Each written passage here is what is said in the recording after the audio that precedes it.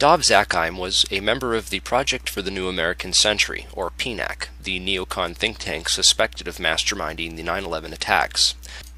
In a document called Rebuilding America's Defenses, Strategy, Forces, and Resources for a New Century, published by the American Enterprises Project for a New American Century, a systems planning corporation international executive, Dov Zakheim called for some catastrophic and catalyzing event, like a new Pearl Harbor, being necessary to foster the frame of mind needed for the American public to support a war in the Middle East that would politically and culturally reshape the region. A respected and established voice in the intelligence community, his views were eagerly accepted. And Dov went from his position at Systems Planning Corporation to become the Comptroller of the Pentagon in May of 2001. Perhaps not so coincidentally, it was an SPC subsidiary, Tridata Corporation, that oversaw the investigation after the terrorist attacks on the World Trade Center in 1993. SPC, according to their official website, specializes in many areas of defense technology production and manufacture, including a system developed by their radar physics group called the Flight Termination System, or FTS. This is a system used to destroy target drones, craft that would be fired on by test aircraft or weaponry, in the event of malfunctions or misses. This highly sophisticated wargame technology allows the control of several drones from a remote location on varying frequencies and has a range of several hundred miles. This technology can be used on many different types of aircraft, including large passenger jets. According to the SPC website, a recent customer at that time was Eglin Air Force Base, located in Florida. Eglin is very near another Air Force base in Florida, MacDill Air Force Base, where Dov Zakheim contracted to send at least 32 Boeing 767 aircraft as part of the Boeing Pentagon tanker lease agreement. As the events of September 11, 2001 occurred, little was mentioned about these strange coincidences and the possible motives and proximity of Dov Zakheim and his group. Since there was little physical evidence remaining after the events, investigators were only left with photographic and anecdotal evidence. This is a photograph of the Flight Termination System module from their site. Note it has a cylindrical shape and is consistent with the size and shape of the object observed under the fuselage of Flight 175. The Boeing lease deal involved the replacement of the aging KC-135 tanker fleet with these smaller, more efficient Boeing 767s, which were to be leased by Dov Zakheim's group. The planes were to be refitted with refueling equipment, including lines and nozzle assemblies. In this enlargement of Flight 175, we can clearly see a cylindrical object under the fuselage and a structure that appears to be attached to the right underside of the rear fuselage section.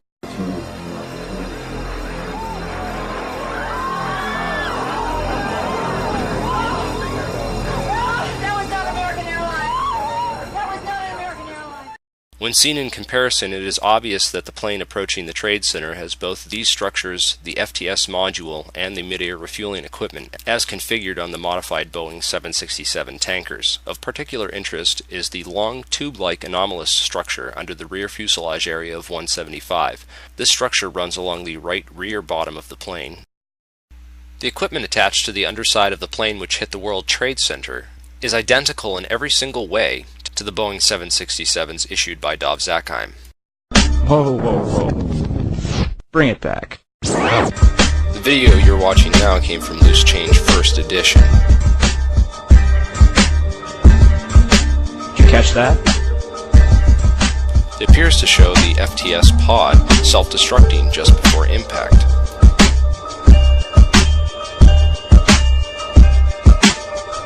Also, notice that the flash is reflected in the fuselage of the plane. The flash is also present in footage taken by Evan Fairbanks, Jennifer Spell, and CNN. Al-Qaeda certainly couldn't have added this equipment at Logan International Airport. And even if they did, the flight crew would have noticed it. So where did this plane come from? Another interesting piece of 9/11 evidence is the last 12 seconds of UA-175. Since every amateur videographer in New York City had their cameras pointed up at the burning Tower 1, the second plane strike was filmed from nearly every conceivable angle. Expert analysis of this plane leads to some startling revelations. First, there is the expertly controlled flight characteristics of this plane. During its last 20 seconds of flight, UA-175 made a single corrective maneuver so perfectly timed and executed that it could not possibly have been piloted by human hands.